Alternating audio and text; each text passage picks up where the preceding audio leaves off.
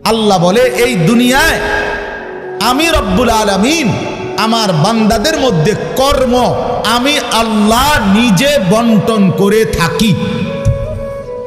এটা কোরআনের আয়াত। আল্লাহ বলছে আমি বন্টন করি, আমি বন্টন করি, নাইলে কেউর পক্ষে সম্ভব না।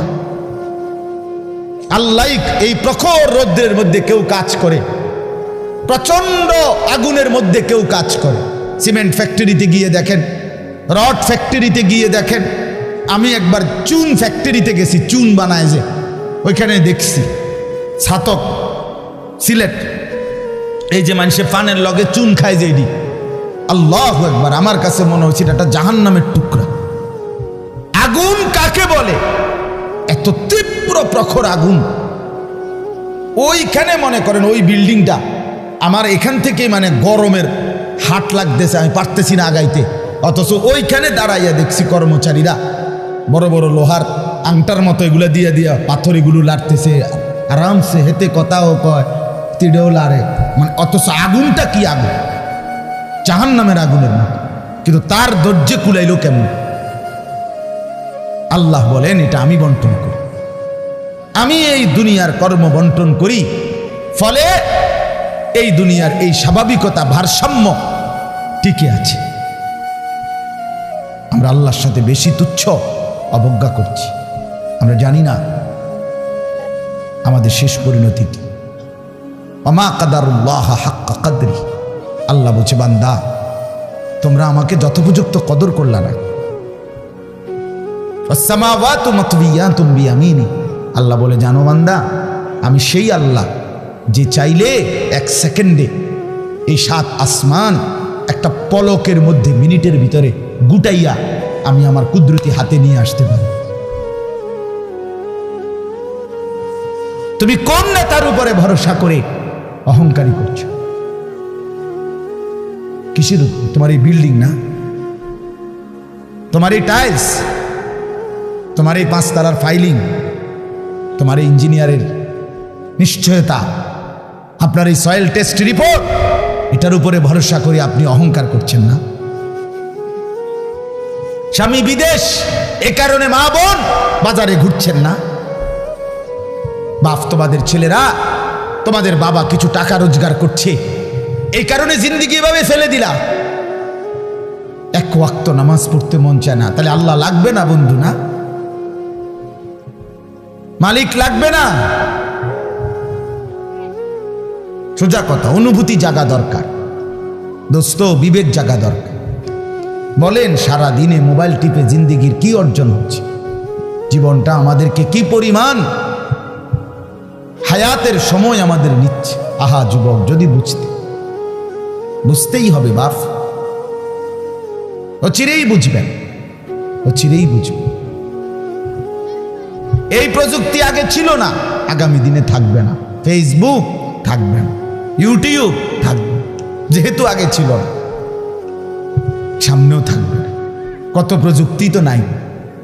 ফিতাওয়ালা সেই ক্যাসেট এখন নাই।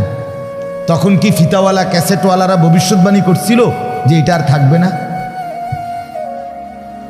পাতলা পাতলা যে সিডি, এগুলো তো এখন নাই।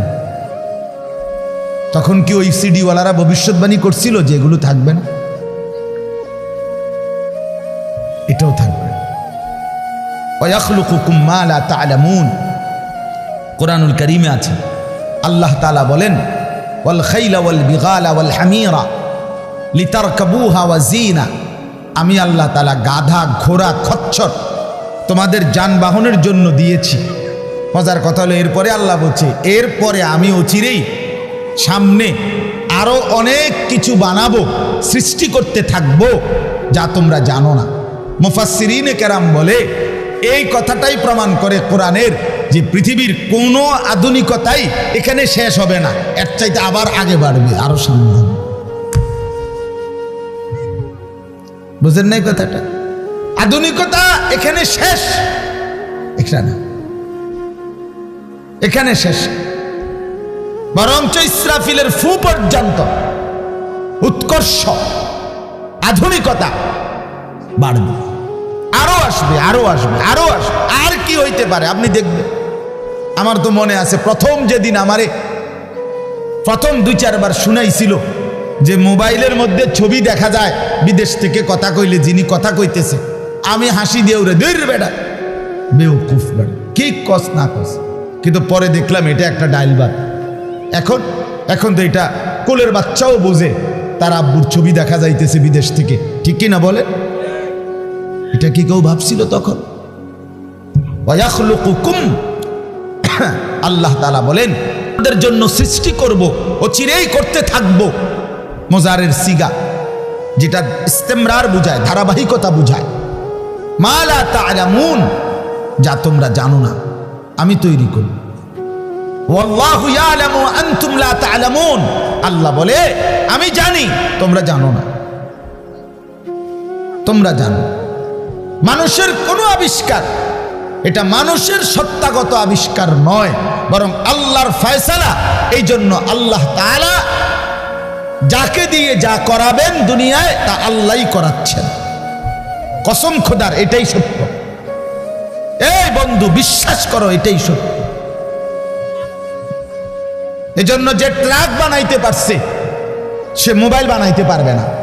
বলে তুমি এত বড় ট্রাকের মতো একটা এত বড় যন্ত্র মেশিন বানাইছো, একটা গাড়ি বানাইতে পারলে তো এই ছোট্ট মোবাইলটা তুমি বানাইতে পারতা না? সে পারবে না। আল্লাহ তাআলার কুদরত এটা। কোরআনে আল্লাহ বলছেন নাহনু কাসামনা বাইনাহুম মাঈশাতাহুম ফিল হায়াতিদ দুনিয়া। আল্লাহ বলে এই দুনিয়ায় আমি রব্বুল আলামিন আমার বান্দাদের মধ্যে কর্ম আমি আল্লাহ নিজে বন্টন করে থাকি। এটা কোরআনের আয়াত। আল্লাহ বলছে আমি বন্টন করি, আমি বন্টন করি, নাইলে কেউর পক্ষে সম্ভব না। আল্লাহ এই প্রখর রৌদ্রের মধ্যে কেউ কাজ করে, প্রচন্ড আগুনের মধ্যে কেউ কাজ করে। সিমেন্ট ফ্যাক্টরিতে গিয়ে দেখেন, রড ফ্যাক্টরিতে গিয়ে দেখেন। আমি একবার চুন ফ্যাক্টরিতে গেছি, চুন বানায় যে, ওইখানে দেখছি ছাতক সিলেট, এই যে মানুষে পানের লগে চুন খায় যে, এটি আল্লাহু আকবার, আমার কাছে মনে হচ্ছে এটা জাহান্নামের টুকরা। আগুন কাকে বলে? এত তীব্র প্রখর আগুন। ওইখানে মনে করেন ওই বিল্ডিংটা আমার এখান থেকে মানে গরমের হাট লাগতেছে, আমি পারতেছি না আগাইতে। অথচ ওইখানে দাঁড়াইয়া দেখছি কর্মচারীরা বড় বড় লোহার আংটার মতো এগুলো দিয়ে দিয়া পাথর এগুলো লাড়তেছে আরামসে, হেতে কথাও কয়, তিড়েও লাড়ে, মানে অথচ আগুনটা কি আগুন, জাহান্নামের আগুনের মতো। কিন্তু তার ধৈর্য কুলাইলো কেমন?